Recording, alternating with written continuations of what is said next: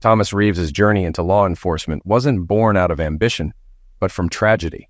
As a young boy in rural Massachusetts, he witnessed a violent robbery that claimed the life of his father, a local shopkeeper.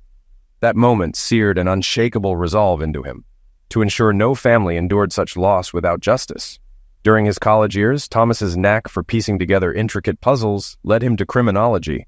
At the time, the notion of joining the police force seemed distant. He had initially planned a career in academia. However, an internship with the Boston Police Department exposed him to the grim realities of crime and the profound satisfaction of solving cases. In his rookie years, Thomas was quickly recognized for his ability to detect patterns others missed. An uncanny intuition paired with methodical investigation brought him his first major case, a serial burglar who had eluded capture for months. The success established his reputation, but it also painted a target on his back. Before marrying Victoria, Thomas had weathered the complexities of human nature, seeing both the worst and the best in people. Yet, he had never felt more vulnerable than when he first proposed to her. Victoria, then a rising star in Boston's cutthroat real estate market, represented the kind of success and determination Thomas admired. Their partnership seemed unshakable at the time. The couple's Beacon Hill home was a testament to their shared achievements. It was both a sanctuary and a symbol, reflecting Victoria's refined taste and Thomas's relentless dedication to creating a secure space for their future. Life seemed idyllic, though cracks began to form as their careers demanded more time and energy. As Victoria's real estate empire expanded, so too did the distance between them. What began as subtle changes, a new perfume, unexplained absences, grew into glaring signs of secrecy. For Thomas, whose instincts rarely betrayed him, it felt like the beginning of a case too close to home. The persistent drumming of autumn rain against the bedroom window mirrored the tension brewing inside Detective Thomas Reeves. Standing motionless near the entrance of their spacious closet, his hands buried deep in his pockets, he observed his wife preparing for yet another evening away. Victoria Torrey Reeves, exuding her usual composed charm, applied a vivid layer of crimson lipstick with practiced precision. Her calm exterior did little to ease Thomas's concerns. Years of policing had honed his ability to read people, and something about Torrey's recent behavior sent a chill down his spine. Subtle shifts in her demeanor hinted at secrets she wasn't sharing, and the mounting evidence was becoming impossible to ignore. Ambition had always been one of Torrey's defining traits, the very quality that had drawn Thomas to her in the first place. But now, it felt as though that drive had taken a darker turn, and Thomas couldn't shake the feeling that her priorities had shifted in ways she wasn't willing to share. "Another late-night meeting?" he asked, keeping his tone light, though his eyes stayed fixed on her. From the mirror, he saw the way she avoided his gaze, adjusting the pearl earrings he'd given her for their anniversary. "The Morrison deal won't wait," she replied with practiced nonchalance, reaching for her Chanel No. 5. "Don't wait up." Thomas watched as she smoothed the unfamiliar black Valentino dress over her hips. Her wardrobe had become noticeably more extravagant in recent months, her once elegant but understated style now replaced by high-end designer pieces. "Those meetings seemed to stretch later and later," he observed casually, leaning against the doorway as she gathered her things. "That's what happens when you're managing a $50 million project," Torrey said, her heels clicking across the hardwood floor of their meticulously renovated Victorian home in Beacon Hill. The house, much like her, was a symbol of her skyrocketing success in Boston's competitive real estate world. Trailing her downstairs, Thomas couldn't help but notice how often she glanced at her phone, her fingers moving across the screen with what seemed like nervous urgency. Her makeup was heavier than usual, and the entire picture, her polished appearance, the vague explanations, the nervous energy, didn't add up. "Is Jack Morrison joining tonight?" he asked, referring to the lead investor in her project. She paused, but only for a fraction of a second. "No, he's overseas. Just some board members and the technical team." Sliding her phone into her Hermes Birkin bag, she avoided his eyes again. "Sounds like a packed agenda," Thomas remarked, opening the door for her. The rain outside had intensified, battering the cobblestone streets. "Drive carefully. It's nasty out there." Out. For a brief moment, something flickered in her expression, something like guilt. She stepped closer, straightening his tie in a gesture that felt almost nostalgic. "Don't stay up too late working on that cold case," she said softly, before walking out into the storm. From the doorway, Thomas watched as her Mercedes pulled away, disappearing into the rainy night. Her perfume lingered, but so did another scent. Something woodsy and expensive, distinctly masculine. In his office, Thomas opened his laptop and activated the GPS tracker he'd placed on her car weeks earlier. The red dot moved across the map, heading not for the financial district but toward Back Bay. Picking up his phone, he dialed a familiar number. After a few rings, Detective Grace Rodriguez answered. "Grace, it's Tom. Can we meet tomorrow? Usual place?" She paused, but only briefly. "Everything okay?" "Just need a second opinion," Thomas said, his eyes glued to the screen. "Dorchester Diner, 7 sharp," Grace replied. "I'll grab our booth." "Appreciate it," he said. "I'll bring what I've got." After hanging up, Thomas leaned back in his chair, replaying the evening in his mind. He grabbed his notebook and began jotting down observations. The expensive wardrobe upgrades, the vague answers, the inconsistencies. Rain continued to pound against the window, and the clock in the hallway chimed 9, breaking the silence. Thomas closed the notebook and moved to the window, staring out at the rain-slick streets below. His gut told him that this wasn't just about an affair. It felt bigger, more calculated. He scrolled through his contacts, pausing at Grace's name. After years on the force, he knew the most dangerous cracks often formed closest to home. Tomorrow's coffee would be the start of something deeper. The Dorchester Diner hadn't changed in over a decade. Its cracked vinyl booths and faded menus had seen countless cops and detectives through tough mornings. And today was no different. Thomas slid into his usual seat across from Grace, the air thick with the comforting smell of coffee and bacon. Grace hadn't changed much either. Her sharp eyes scanned his face as she handed him a cup of black coffee. "You look terrible," she said bluntly, pushing a plate of hash browns toward him. "Nice to see you too," Thomas replied, wrapping his hands around the warm mug. "Thanks for meeting me. This isn't official." "I figured," Grace said, leaning back in the booth. "You've got that look, like there's something you're not ready to say out loud." Thomas pulled a manila folder from his bag, setting it between them on the table. "It's personal," he admitted. "But it feels bigger than that." Grace studied him for a long moment before speaking. "You sure you want to dig into this? Sometimes it's better not to know." Before he could answer, their waitress Betty arrived with their order. "Denver omelets, extra cheese and peppers," she said with a smile. "Coffee's on the way." Thomas nodded his thanks, but didn't touch the food. Instead, he opened the folder and pushed it toward Grace. "I need your perspective," he said quietly. "I think this is just the tip of something much larger." Grace scanned the contents, her expression hardening as she flipped through the pages. "You're right," she said finally. "This isn't just personal, it's a web, and I think it's time we start untangling it."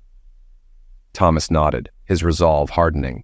This wasn't just a betrayal, it was something far more dangerous. And now it was time to uncover the truth. After Betty left, Thomas opened the folder, revealing bank statements, property records, and surveillance photos. Grace's eyebrows rose as she scanned the documents. "These transactions are deliberate," she said, pointing to a statement. "Just under reporting limits, spaced out to look random. That's textbook money laundering." Thomas pushed another paper forward. "Look who joined her charity board 3 months ago." Grace's eyes narrowed.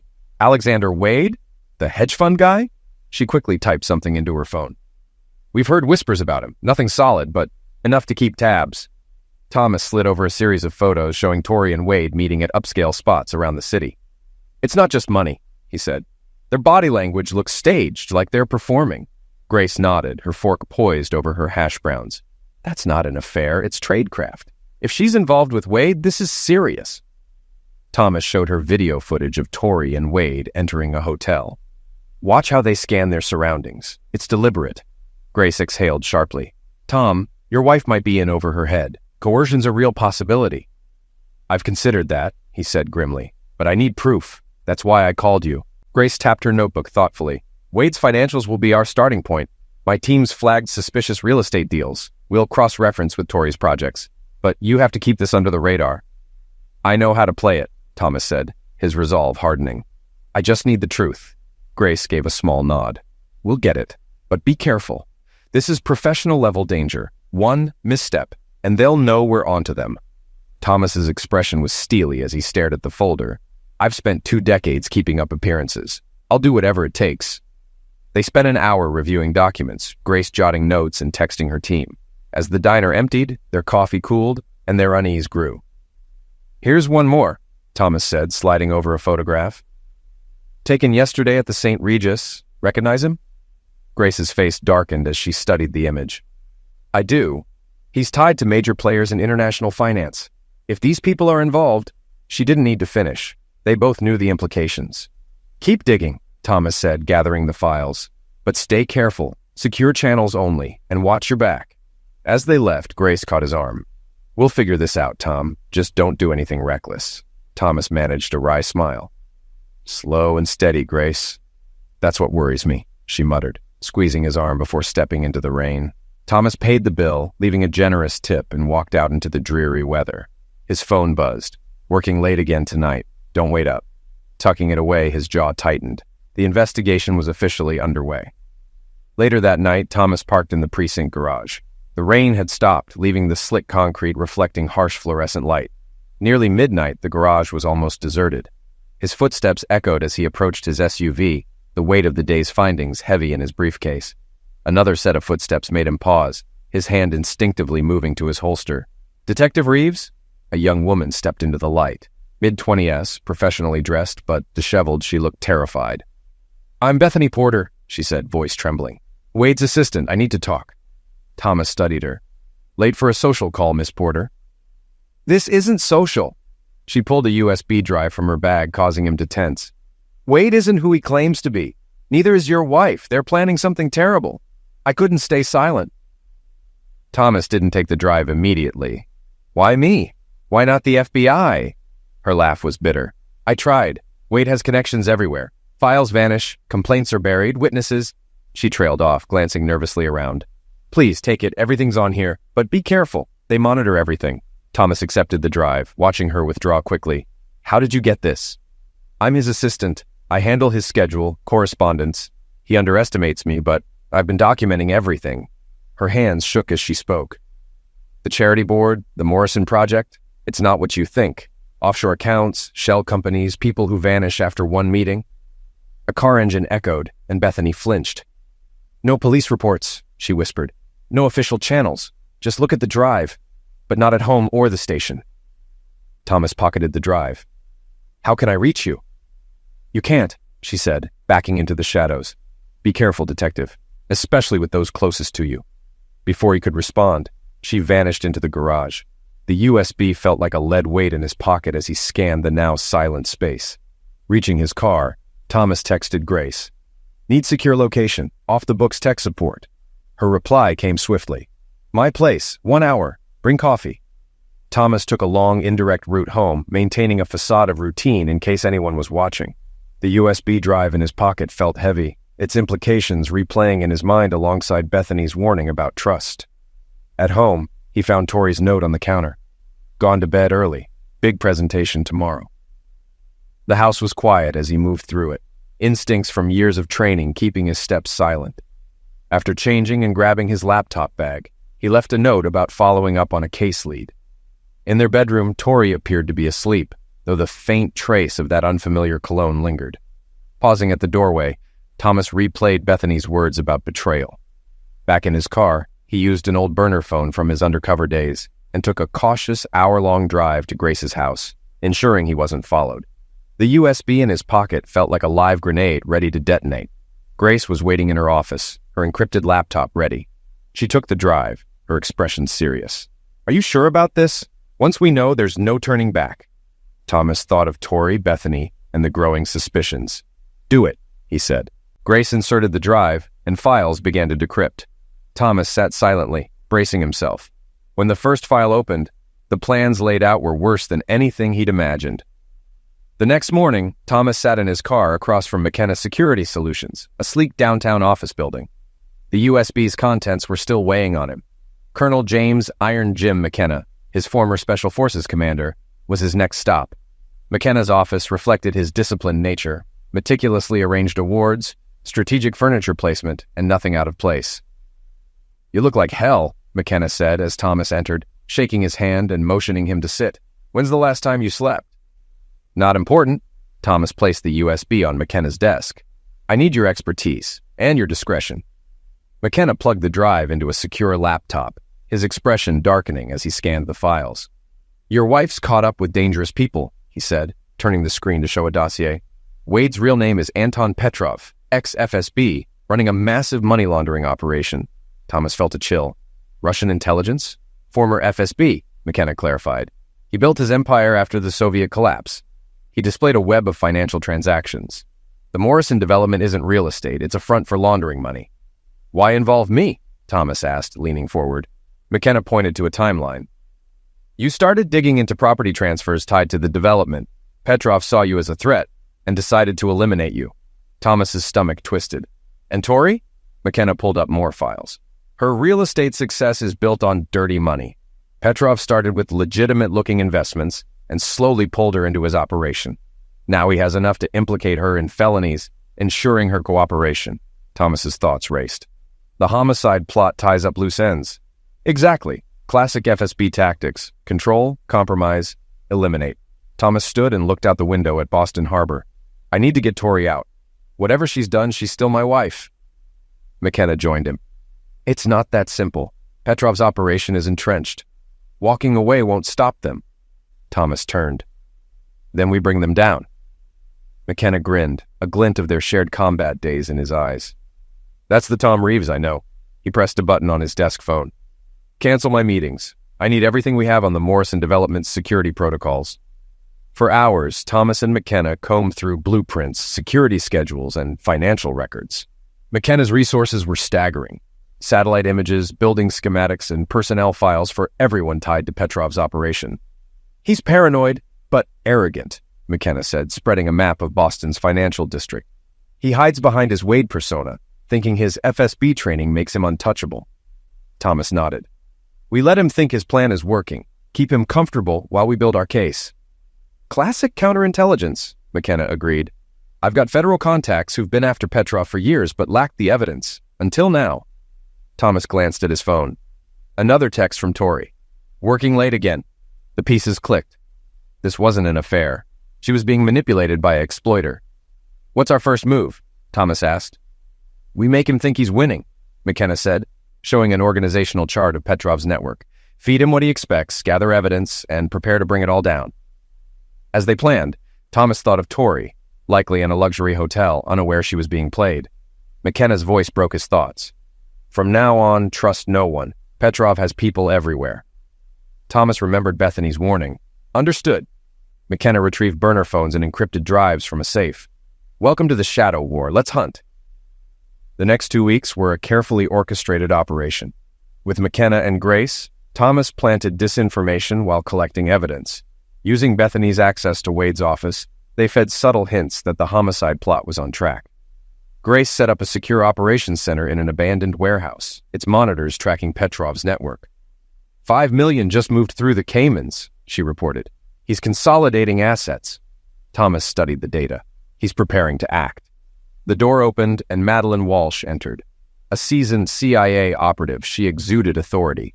Dropping a thick file on the table, she said, You were right. Petrov's network spans 12 cities. Thomas scanned the file. How does he operate? Madeline brought up a map dotted with compromised developers.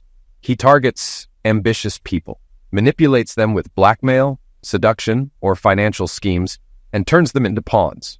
Thomas's chest tightened. Tori's just another sufferer? Madeline's tone softened. She's vulnerable, but not innocent. She made choices, some unethical. Before Thomas could respond, a tech analyst interrupted. Wade just called an emergency board meeting for the Morrison development. They watched surveillance footage as attendees arrived. Tori appeared in a Chanel suit, her Hermes bag in hand. She's nervous, Madeline observed. See how she keeps adjusting her collar? Classic stress sign. Thomas stared at the screen, remembering how Tori fidgeted with jewelry when anxious. We've got audio, Grace said, filling the room with the board meeting's feed. Wade's smooth voice came through. All obstacles have been addressed. The final phase begins. Thomas's skin crawled. They were treating his planned homicide like a business deal. Your wife's unusually quiet, Madeline noted. She knows what's coming, Thomas said, his voice heavy. She's already made her choice.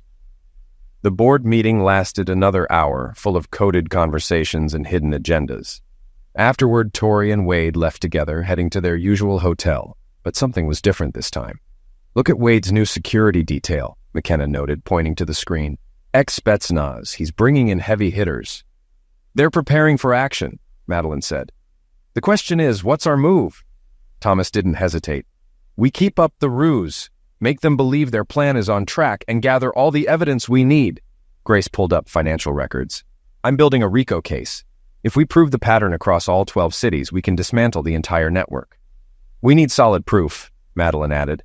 Something that ties Wade to Petrov and exposes the operation's full scale. Thomas turned to McKenna. Can we leverage the new security guys? One of them has a gambling issue, the other has family debts, McKenna replied with a grin. We're on it. Careful, Madeline warned. Push too hard and Petrov will sense a trap. Thomas shook his head.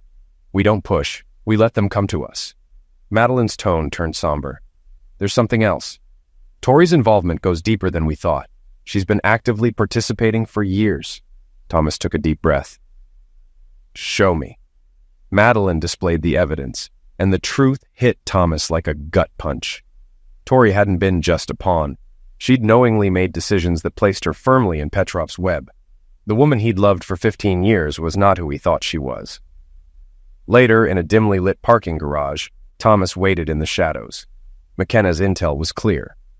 This was where Petrov's men would strike. A black SUV arrived, and 3 men stepped out, their movements revealing military training. Thomas recognized them as ex-Spetsnaz operatives from the surveillance photos. They swept the area, moving with precision, but they underestimated their target. Thomas had prepared meticulously, knowing every blind spot and acoustic trick in the garage. When the lights flickered, the men tensed, splitting up to search. The first went down silently, subdued with a chokehold. The second was more cautious, but fell to Thomas's experience and strategy. The third was the toughest, weapon drawn and scanning the shadows. Their brief fight left Thomas with a bruised rib, but his counterattack was swift and decisive. Securing the unconscious men, Thomas searched their phones. The communications he found revealed the extent of Petrov's operation, and something far worse, Tori's active involvement. One chilling message stood out. Target's routine confirmed. Wife says pension and insurance updated. She's ready to play grieving widow. Thomas leaned against a pillar, staring at the screen in disbelief. The designer clothes, late nights, and distant behavior weren't just about money laundering. They were part of a plan to have him liquidated and collect his benefits. Sirens in the distance snapped him back. He photographed the evidence and anonymously reported the scene before disappearing. By the time police arrived, Petrov's men would be unable to explain their presence without exposing the operation. As Thomas drove toward the safe house, his thoughts raced. The confrontation in the garage had provided vital evidence linking Petrov's network to organized crime, but it also exposed a painful truth about his wife. His phone buzzed with a message from Grace. Evidence secured, meeting at safe house in 30. He turned his car, his resolve hardening. The clock was ticking. Petrov's network would soon realize something had gone wrong. The safe house, a nondescript walk-up in Somerville, was perfect for avoiding detection. Parking several blocks away, Thomas approached on foot, carefully checking for any signs of a tail. Inside, Grace, McKenna, and Madeline were already working, their faces lit by glowing monitors. The phones? Grace asked. Thomas handed them over along with his own phone, loaded with photos of key messages. It's bad. Tori isn't just laundering money, she's been planning something far worse. Grace plugged in the phones, her face tightening as the messages appeared. This is methodical, she said. She's been setting this up for months, maybe years. Classic sociopath, McKenna muttered, reading over her shoulder. Playing a role to perfection. Madeline cross-referenced financial records. These life insurance adjustments fit the timeline. She's been methodically paving the way for your homicide. Thomas paced the room, his ribs aching.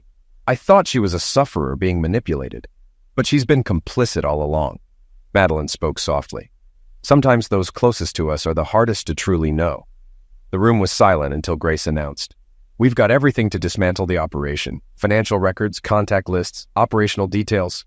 But if we act too soon, they'll scatter, McKenna warned. We need them to think their plan is on track. Thomas stopped pacing.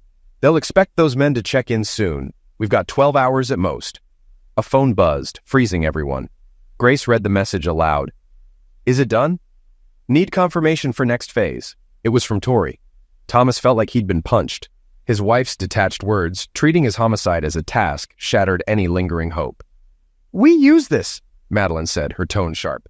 Keep them thinking everything's on schedule. McKenna nodded. We hit them fast while they still believe their plan is intact. Thomas stared at the message, memories of his marriage clashing with the cold reality. How long has she been planning this? How much of our life was real? Grace's voice was soft but steady. What's our move, Tom? Thomas straightened. We turn their plan against them, keep control of the narrative, and make them believe they're still winning. McKenna pulled up schematics of Petrov's operation. We know their personnel, protocols, and next moves. The advantage is ours. And they still think they're dealing with a cop, Madeline added. Not a special forces veteran with a team of intelligence operatives. Thomas looked at the message one last time. Send the reply. Let's set the trap. Grace crafted the response, and as she hit send, Thomas moved to the window, staring at the city lights. Somewhere, his wife awaited news of his end of life. Soon, she'd learn just how wrong she'd been. The surveillance room was alive with activity, its monitors glowing faintly as Grace adjusted the audio feeds. McKenna's voice came through their earpieces. Camera 3 is live. His team had worked all night planting surveillance equipment in Tori and Petrov's penthouse. Thomas watched the screens intently, every muscle tensed. The game had shifted. Now, it was their turn to strike. Thomas tensed as the elevator doors opened on the surveillance feed. Tori stepped out, followed by Petrov, now shedding his Wade persona. His transformation was striking. Gone was the polished hedge fund manager, replaced by the cold precision of a trained operative. Everything's proceeding as planned, Petrov said, his Russian accent now clear. Shrugging off his tailored jacket, he let it fall onto a leather chair. The police found exactly what we wanted them to. Grace's team had carefully staged the garage scene, planting selective evidence to support the narrative of Thomas's end of life, a cop caught in a botched robbery. Tori moved to the bar, pouring champagne with steady hands. The diamonds at her throat sparkled. Last year's anniversary gift. The detective on scene didn't question a thing, she said with satisfaction. Just another routine robbery gone wrong. Petrov raised his glass in mock celebration. The great Detective Reeves, brought down by common thugs. The irony is delicious. Thomas's eyes stayed on his wife, searching for any sign of regret. Instead, she smiled coldly. He never saw my potential. Treated me like a trophy wife. Now, everything he built is mine. She gazed out at the Boston skyline. The pension, the insurance, the house, it all transfers automatically. No divorce, no legal battles. Clean. Grace's hand squeezed Thomas's arm in silent support as McKenna's team moved into position around the building, waiting for the signal. You've exceeded my expectations, Victoria, Petrov said, joining her at the window. When I brought you into the Morrison deal, I wasn't sure you had the stomach for this, but you're a natural. Tori's brittle laugh filled the room. Real estate is a shark tank, Anton. You swim with exploiters or you get eaten. She set down her glass. Should we rehearse for tomorrow? The grieving widow must be flawless. Thomas's jaw clenched as he watched her rehearse her devastated spouse act under Petrov's coaching. Every detail was practiced. The trembling voice, the tearful gestures, the photo clutched at the funeral. Remember, Petrov instructed, this isn't just for the police. The whole city will be watching. The grieving widow of Boston's most decorated cop. Perfect for the headlines. I've been playing this role for 15 years, Tori replied, dabbing dry eyes with a monogrammed handkerchief. Each word was a blow to Thomas. The life he'd shared with her was nothing but a carefully crafted lie. Movement outside, Grace said, switching cameras. Petrov's security detail was arriving, SUVs pulling up to the building. They're rotating shifts. Thomas glanced at his watch. In 6 hours, news of his end of life would break. Petrov and Tori still believed their plan was flawless. Send the confirmation, he said. Grace sent the staged message from Petrov's men, reporting Thomas's elimination. Minutes later, they saw Petrov check his phone and smile. It's done, Petrov announced. By tomorrow, your story will dominate the news. Tori raised her glass. To new beginnings, she said with a smirk, and to my dear husband. He should have kept his nose out of the Morrison deal. Petrov nodded approvingly. Your delivery is better, but add a touch of grief when mentioning him. It will sell the story. For hours, they watched as Petrov and Tori discussed their plans, from press statements to financial moves. Each casual mention of Thomas's homicide revealed their ruthless intentions. Around midnight, Petrov left for his penthouse, leaving Tori alone. Thomas watched her reflection in the window as she practiced her widow's smile. The ambition on her face was chilling. No remorse, only satisfaction. "All units ready," McKenna's voice came through. "Waiting for the command." Thomas's gaze stayed on Tori. "Let them enjoy their celebration," he said. "Tomorrow we show them a performance they'll never forget." Grace gave a curt nod, already in sync with federal agencies preparing for the morning's critical operation. On a nearby monitor, Tori lifted her glass in a self-congratulatory toast to her reflection, unaware that surveillance cameras captured her every move. The scene was set for the grand finale, though only Thomas and his team knew how this story would truly end. The first rays of dawn bathed Boston's skyline in golden hues as Grace orchestrated tactical teams stationed across the city. Months of painstaking preparation had culminated in this moment, with simultaneous raids planned in a dozen cities to dismantle Petrov's entire operation. "Status update," Grace commanded, her voice steady over the comms as she tracked multiple feeds. Reports poured in with precision. "Team Alpha in position at the penthouse. Team Bravo covering the skybridge. Team Charlie securing the garage exits. Financial units ready to freeze accounts." McKenna's voice broke through the controlled chatter. "Primary target on the move. Petrov just left his suite, heading toward the skybridge." Through surveillance feeds, Thomas tracked Petrov's movements. The man's security details scanned for threats, unaware they were already surrounded. Evidence from the confiscated hitmen's phones had given Thomas's team everything they needed: security plans, guard schedules, even the codes to Petrov's private elevator. "Target has entered the primary location," McKenna reported, proceeding to Phase 2. On the screens, Petrov strode into Tori's penthouse. She was dressed impeccably for her role: a sleek black designer suit, makeup flawless, and red-rimmed eyes, painstakingly created with irritants rather than genuine tears. Standing before a mirror, she rehearsed her eulogy, her voice cracking at carefully calculated moments. "He was my everything," she recited, her hand over her heart. "A brave officer, a devoted husband. I still can't believe he's gone." "Impressive delivery," Petrov remarked, pouring himself coffee.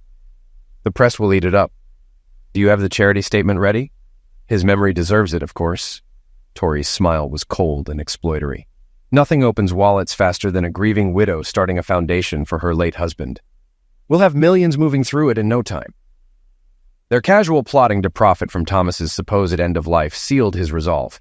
He keyed his radio. "All teams, execute." The operation unfolded with clockwork precision. Across the country, federal agents swarmed offices, seized assets, and arrested key figures in Petrov's empire. Bank accounts were frozen, shell companies dismantled, and safe houses raided. Back in the penthouse, Tori adjusted her costume jewelry, chosen to project the perfect image of mourning, when the sharp crack of breaching charges shattered the quiet. McKenna's team surged through multiple entry points with flawless coordination. "Federal agents, down on the ground!" Petrov moved instinctively, his FSB training kicking in as he reached for a concealed weapon. But McKenna's operatives, former special forces, were ready. "I wouldn't," McKenna said coolly. "Your entire operation is collapsing as we speak. It's over." Tori's mask slipped, her meticulously composed facade giving way to raw fury as she recognized McKenna. "This means—" "Yes, Mrs. Reeves," Grace said, stepping in with her federal badge displayed. "Your husband sends his regards." Tori's stunned expression mirrored Petrov's as realization dawned. Her intricate web of deceit had been part of Thomas's larger plan all along.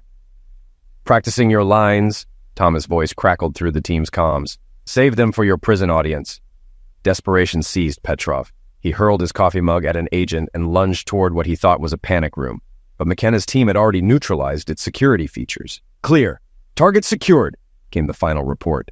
As Petrov and Tori were restrained, Grace recited their rights. Agents documented every piece of evidence meticulously.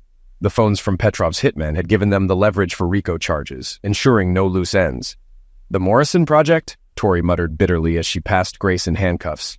"Seized like everything else," Grace replied. "Your elaborate scheme to stage a homicide gave us the predicate crimes we needed.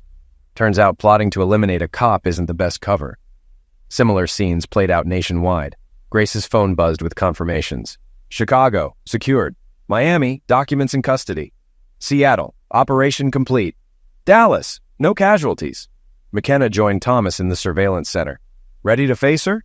Thomas straightened his tie, preparing to confront the woman who had orchestrated his end of life. "Everything's recorded," McKenna said. "The jury's going to love this." As Thomas ascended in the elevator to the penthouse, his thoughts churned over the long road leading here. Every step, every deception had been calculated to bring them to this moment. When the doors opened, Thomas stepped into a room of broken illusions. His marriage had ended, but justice had just begun. Months later, the federal courthouse buzzed with activity. The operation had made national headlines, and today marked the culmination of the trial. International crime ring, toppled corrupt real estate empire, exposed detective uncovers, wife's homicide plot. Justice at last was served. In the courtroom, Thomas stepped into the witness stand, ready to give his final testimony. The evidence presented throughout the trial had been indisputable. Surveillance videos, financial ledgers, intercepted messages, and the meticulously documented homicide plot. But the prosecution wanted to close with an emotional punch, allowing Thomas to share, in his own words, the depth of the betrayal. "Detective Reeves," the prosecutor began, "can you describe the moment you first realized your wife's involvement in this conspiracy?" Thomas let his gaze sweep across the courtroom, pausing briefly on Tori. She sat at the defense table, her polished image replaced by the stark reality of prison attire, her face bare and worn from months in custody. "It wasn't the homicide plot that broke me," Thomas said, his voice firm but reflective.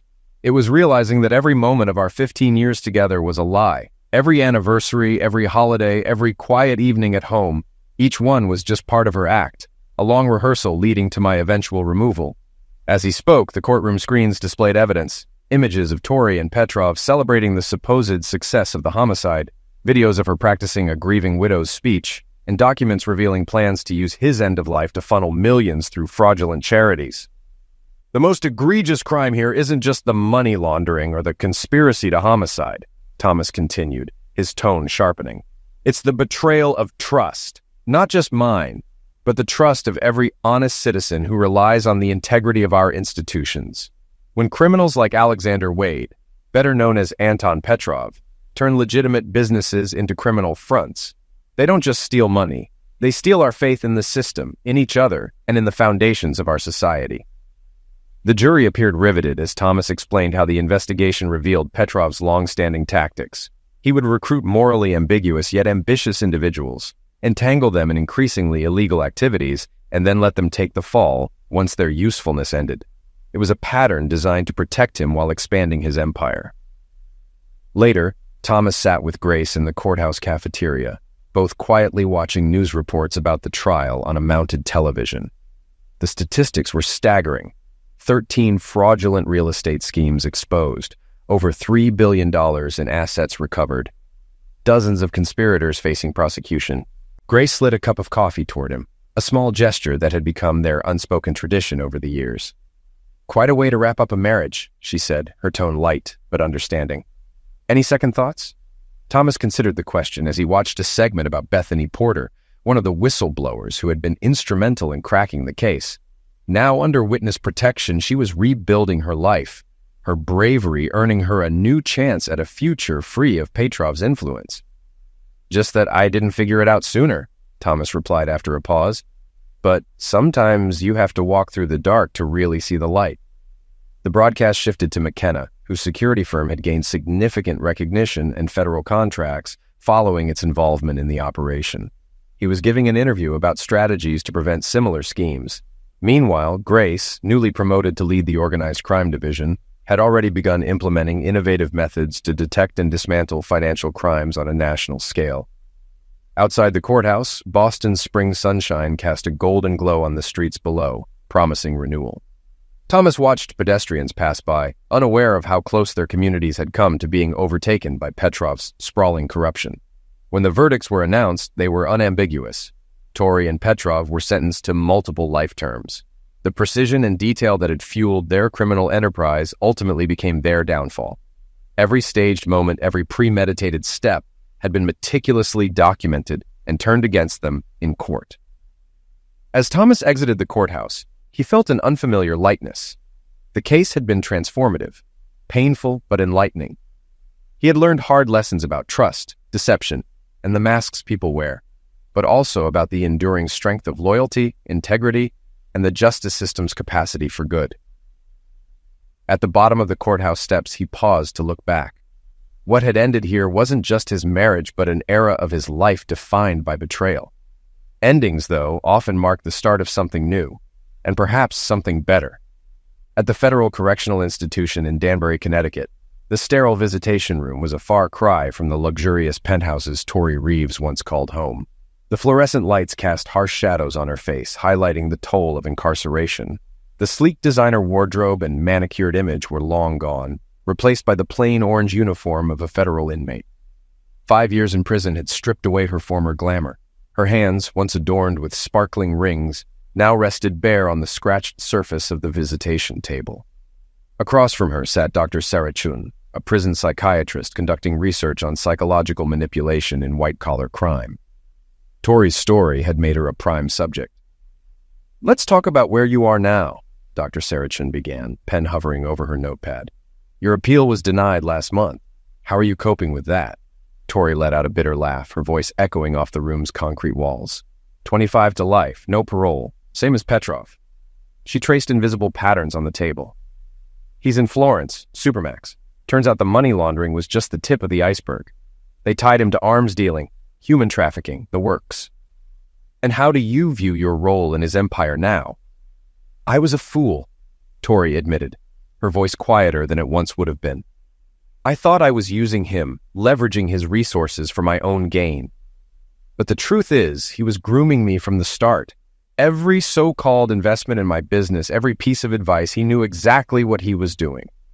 She leaned back in her chair, the weight of her mistakes evident. The ambition that once fueled her rise had become the very thing that dragged her down. In a high-security prison halfway across the country, Anton Petrov faced the bleak reality of his downfall. The empire he had meticulously built over decades had collapsed in a way he could never have imagined. What began as a federal investigation targeting 12 cities had unraveled operations spanning 27 cities and 3 continents. Authorities recovered not just $3 billion, but nearly $12 billion in illicit assets, exposing the vast scope of his criminal network. Meanwhile, in Boston's financial district, Grace Rodriguez leaned back in her chair, gazing out at the harbor that had been a silent witness to so many moments during the Petrov investigation. Her office, now part of the FBI's Real Estate and Financial Crimes Task Force, symbolized the progress made since those dark days. As the head of the newly formed unit, Grace had spearheaded a transformation in how financial crime was detected and dismantled. Lessons from the Petrov case became the foundation of a groundbreaking strategy, one that emphasized collaboration, technology, and foresight. "Director Rodriguez," her assistant's voice chimed over the intercom, "Colonel McKenna is here for your meeting." Grace stood as James "Iron Jim" McKenna walked in. His role in the Petrov case had catapulted his private security firm into the national spotlight, and now his expertise was indispensable to federal investigations. "Just back from Quantico," McKenna said, settling into a chair. "We're using the Petrov case as part of the curriculum. When I show the recruits how Thomas orchestrated the counter-operation, you can see the gears turning in their heads." Grace smiled, recalling the intensity of those days. "How's Thomas doing these days?" "He's thriving," McKenna replied, "running his own investigation firm in Colorado.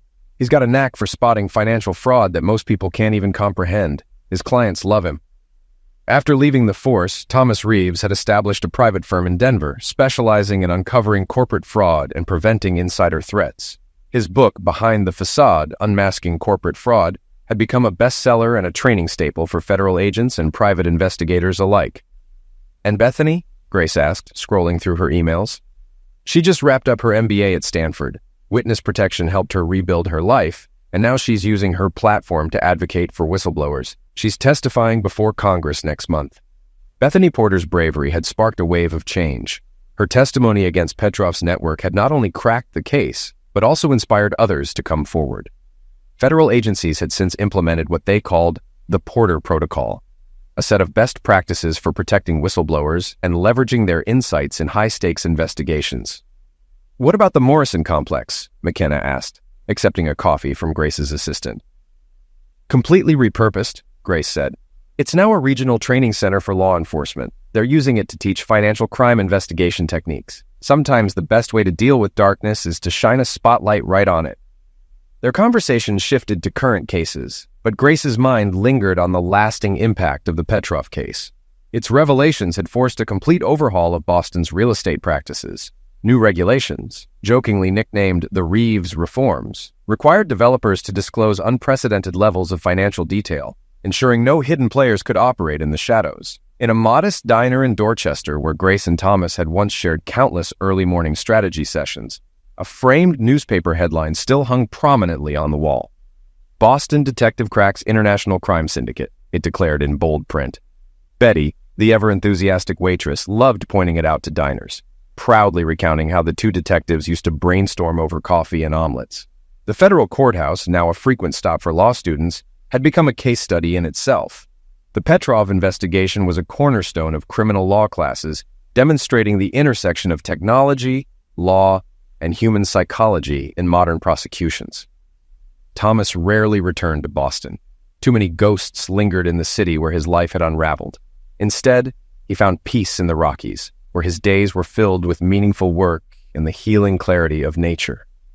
Slowly, he had begun dating again, carefully rebuilding his personal life with the wisdom hard-won from his past mistakes. His last communication with Tori had come during her appeals process. She had written a letter, filled with apologies and pleas for understanding, but the words felt as hollow as their marriage had become. Thomas had chosen not to reply, letting silence convey the message better than words ever could. The funds recovered from Petrov's operation had been put to powerful use. A sufferer compensation program helped small businesses and families recover from financial devastation, while Thomas had dedicated his share of the forfeited assets to scholarships for children of fallen officers. It was his way of turning personal loss into something meaningful for others. Grace's phone buzzed, drawing her attention back to the present. Another case file awaited review. As she and McKenna pored over the details, she reflected on how the Petrov case had reshaped their lives and their field. "You know what Thomas always says," McKenna said, scanning the file. "The biggest scams don't hide in the shadows. They thrive in plain sight, cloaked in respectability." Grace smirked. "Speaking of scams, did you hear about the support group?" She was referring to a network formed by spouses and partners who had been blindsided by betrayal, much like Thomas had been. The group offered solace and strength, helping members heal while raising awareness about financial misuse and manipulation. Occasionally, Thomas would speak at their meetings, sharing his story to give others hope and a path forward. What began as a tangled web of lies and deception had left behind a legacy of truth and resilience. Though the shadows of Petrov's crimes still loomed, the light that followed was undeniable and lasting. From her office overlooking Boston Harbor, Grace pondered the far-reaching impact of the Petrov investigation. The criminal empire had been dismantled. Tori was paying the price for her choices, and countless lives had been irrevocably altered, some broken beyond repair, others rebuilt stronger than before. In her cell at the high-security Danbury prison, Tori clung to a single relic from her past, an old photograph tucked away in her belongings. It showed her and Thomas standing side by side at the ribbon-cutting ceremony for her first real estate project. They were smiling, full of hope for the future. On sleepless nights, she would stare at the picture, trying to pinpoint the moment her ambition became a poison, warping her values until success mattered more than people. Meanwhile, in a stark supermax cell in Florence, Anton Petrov's thoughts ran a different course. Reflection wasn't in his nature. Even stripped of his empire and freedom, he remained calculating, planning how to exploit any crack in the system. Though his reach had been severely curtailed, his scheming mind refused to rest. In Colorado, Thomas stood on the deck of his mountain home, watching the sunset cast hues of gold and violet across the peaks. His phone buzzed, a text from Grace alerting him to another case, another opportunity to stop someone else from suffering the betrayal he had endured. He smiled faintly, realizing how far he'd come. Endings, he had learned, were often beginnings in disguise, a chance to build something better, grounded in truth and resilience. The betrayal that once shattered his life had become the catalyst for a new mission, protecting others from falling prey to the same kind of deceit. Exposing the truth had been his first step toward rebuilding his life, and now it fueled his work every day.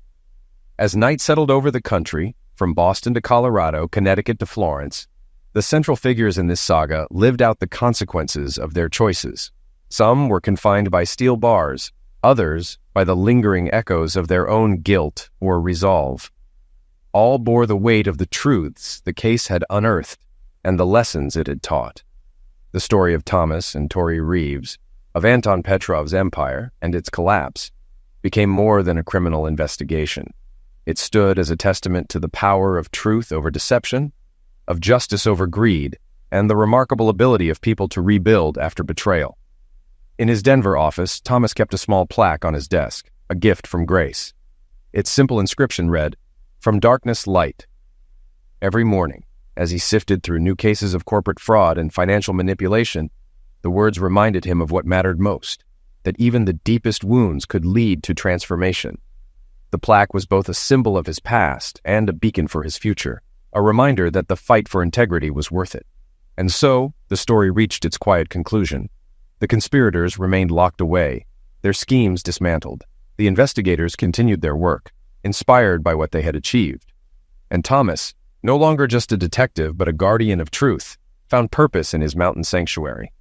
His work now was to help others navigate the same dark paths he once traveled, ensuring they, too, could find their way back to the light.